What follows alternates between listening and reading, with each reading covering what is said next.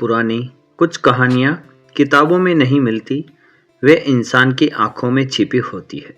मैं जब घर से निकला था तब सिर्फ नौकरी के लिए जा रहा था।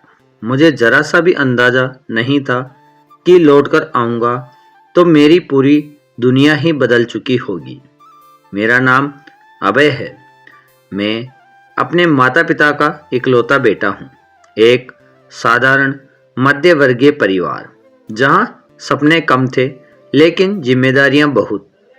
मेहनत और संघर्ष से किस्मत ने मुझे दुबई ले आई।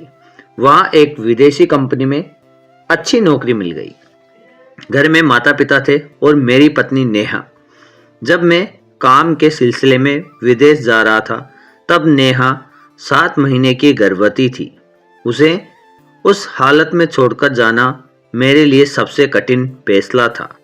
जाते वक्त मैंने उससे वादा किया था कि बच्चा होते ही मैं वापस लौट आऊँगा। वह रात आज भी मेरे दिल में बसी है। रात के करीब 3 बजे थे। लखनऊ के अमौसी एयरपोर्ट की रोशनी में नेहा मुझे छोड़ने आई थी। वह मेरे गले से इस तरह लिपटी जैसे मुझे जाने ही न देना चाहती हो। उसकी आंखों में डर था, प्यार था, आंसू लगातार बह रहे थे। रोते हुए उसने कहा, जल्दी लौट आना, तुम्हारे बिना सब अधूरा लगता है। उसे टूटता देख मेरा दिल घबरा गया, लेकिन मजबूरी थी। मैंने खुद को संभालते हुए कहा, हमारा होने वाला बच्चा का अच्छे से ध्यान रखना। लौटकर सबसे पहले मैं उसे गोद में उठा लूँगा। नेहा आंसुओं के बीच हल्की मुस्कान लेकर बोली। माँ और पिता भी वही खड़े थे। माँ ने सिर पर हाथ रखकर कहा, काम जल्दी निपटा लेना बेटा, इस वक्त बहू को तुम्हारी बहुत ज़रूरत है। मैंने दोनों के पैर छुए और बिना पीछे मुड़े चला गया, क्योंकि अगर पलटकर देखता तो शायद जा न पाता। दुबई की चमकदार इमारतों के बीच भी मेरा मन घर में अटका था। हर रात वीडियो कॉल पर नेहा से बात होती। उसका बढ़ता पेड़ देख सुकून मिलता। मैं बच्चे के लिए छोटे कपड़े, खिलौने ऑनलाइन ऑर्डर करता और कल्पना करता कि पहली बार उसे गोद में उठाऊंगा। सब ठीक चल रहा था, या मुझे ऐसा लग रहा था। एक दिन अचानक नेहा का फ़ोन बंद आने लगा। मैंने बार बार ट्राई किया। माँ ने कहा, सो रही होगी, फिक्र मत कर, लेकिन मेरा दिल नहीं मान रहा था। अंदर बेचैनी बढ़ गई। मैंने तुरंत वापसी की तैयारी शुरू कर दी। करीब 10 महीने बाद जब मैं लखनऊ लौटा तो लगा जैसे मेरे पैर मिट्टी को चूम रहे हो। हाथों में खिलौने, कपड़े, तोहफे थे। दरवाज़ा बजाया, माँ ने खोला। चेहरे पर खुशी नहीं, डर था। अंदर गया तो पिता चुपचाप बैठे थे। मायूसी छा गई। 15 मिनट बीते, लेकिन नेहा और बच्चा कहीं नहीं। सब्र टूटा। मैंने पूछा, माँ, नेहा कहाँ है? बच्चे का पालना कहाँ है? माँ ने नजरें झुका ली। पिता खामोश। दिल जोरों से धड़का। मैंने फिर पूछा। आवाज़ कांप रही थी, माँ की आंखों में आंसू। पिता ने भारी आवाज में कहा, बेटा, नेहा चली गई। मुझे लगा गलत सुना। मैं चीखा, कहाँ चली गई? मेरा बच्चा कहाँ है? माँ ने कांपते हाथों से मेरा हाथ पकड़ा। बेटा, वह हमेशा छोड़ गई। शब्द हथौड़ों की तरह लगे, लेकिन मैंने माँ के पैर पकड़े। सच बताओ, मुझे मेरी पत्नी और बच्चे से मिलना है। घर मेरी आवाज़ से गूंज उठा, लेकिन दिल कह रहा था, यह पूरी सच्चाई नहीं, कुछ छिपाया जा रहा है। पड़ोसियों से पूछा, सब चुप। एक बूढ़ी पड़ोसन ने धीरे से कहा, बेटा, जब बेटियां बोझ समझी जाने लगे तो ससुराल कैद खाना बन जाता है। मेरे पैरों तले जमीन खिसक गई। क्या मेरे माता पिता से कोई बड़ा सच छिपा रहे थे? मैंने दोस्त राहुल से मदद मांगी।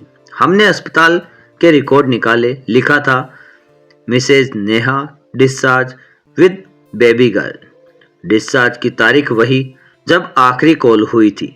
तो वे दोनों कहाँ गुस्सा आग की तरह फैला। मैं रिकॉर्ड लेकर घर पहुंचा, कागज माँ के सामने फेंके। देखो, नेहा ने बेटी को जन्म दिया था, फिर क्यों कहा कि वह मर गई? मेरी बेटी कहाँ है? माँ सिर झुकाए। पिता बोले, ज्यादा सवाल मत कर, जो हो गया सो हो गया, अब जिंदगी आगे बढ़ा। मैं चुप कैसे रहता। मैंने कहा, अगर आपने गलत किया तो सच बाहर लाकर रहूंगा। फिर अस्पताल गया, वहां बुजुर्ग नर्स कमला आंटी मिली। हाथ जोड़कर कहा, सच बताइए। उन्होंने धीरे से बताया और पुराने सीसीटीवी फुटेज दिखाए। स्क्रीन पर नेहा ऑपरेशन थिएटर से निकली, गोद में नन्ही बच्ची। थोड़ी देर बाद पिता कमरे में आए। आधे घंटे बाद नेहा स्ट्रेचर पर बाहर, लेकिन बच्ची नहीं थी, किसी और ने ले ली। मेरी रूह कांप गई। माँ को घेरा। रोते हुए उन्होंने कहा, तेरे पिता ने कहा था पराई जात की बेटी क्यों पालें? नेहा ने बेटी दी, इसलिए उसे घर से निकाल दिया। बच्ची को अनाथालय भेज दिया गया। नेहा का क्या हुआ? विरोध किया तो मायके भेज दिया। अब कहाँ है पता नहीं। मैं टूट गई। प्रिया के मायके फोन किया। उसके पिता रोते हुए बोले, वह बच्ची ढूंढने निकली और कभी नहीं लौटी। अब सिर्फ एक मकसद, बेटी को ढूंढना।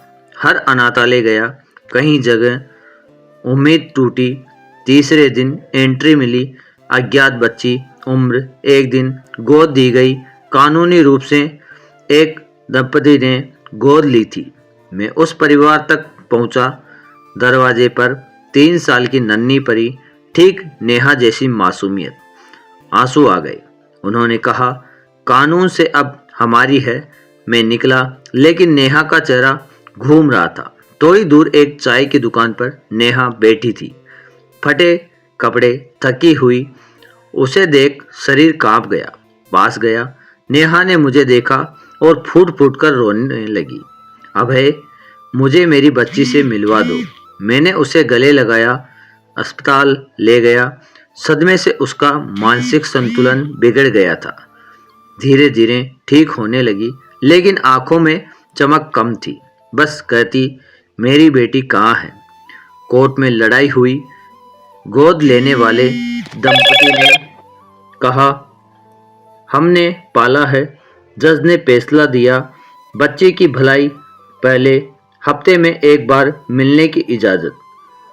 पहली बार गोद में उठाया, लगा सारी खुशियाँ मिल गई। बेटी ने पूछा, आप कौन हैं अंकल? मैंने कहा, तेरा पापा हूँ बिटिया। धीरे धीरे गोद लेने वाले दंपति का दिल पिघल गया। उन्होंने बच्ची हमें सौंप दी। कहा, अब आप परिवार का हिस्सा हैं।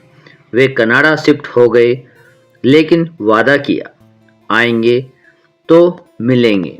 मैंने माता पिता को छोड़ नया घर ले लिया। नेहा धीरे धीरे ठीक हुई। उसने फिर पढ़ाना शुरू किया। मैंने दुबई की नौकरी छोड़ दी। शहर में छोटा कोचिंग सेंटर खोला। मेहनत से बड़ा हुआ। बेटी बड़ी हुई, स्कूल टॉप किया। एक दिन बेटी ने कहा, पापा आप दुबई कब जाओगे? मैंने हंसकर कहा, पापा कहीं नहीं जाएंगे, अब हमेशा तुम्हारे पास हैं। माँ बाप बीमार हुए। आखिरी समय माँ ने नेहा से माफ़ी मांगी। नेहा ने कहा, माँ आप माँ हो, माँ से हिसाब नहीं। अब घर में बेटी की हंसी गूंजती है। नेहा ने कहा, हमारी कहानी लोगों को सुनानी चाहिए ताकि कोई परिवार टूटे नहीं। अगर आपके सामने ऐसा संघर्ष हो तो आप क्या करते हैं? क्या हमने सही किया? अपनी राय जरूर बताएं। अगर यह कहानी आपके दिल को छू गई हो तो आपके चैनल लव टेल्स 102 को सब्सक्राइब करना मत भूलिएगा और बेल आइकन ऑल कर लेना, जिससे आपको हम दोबारा मिल सकें और इससे भी मज़ेदार कहानियाँ आपके लिए लाते रहें। धन्यवाद।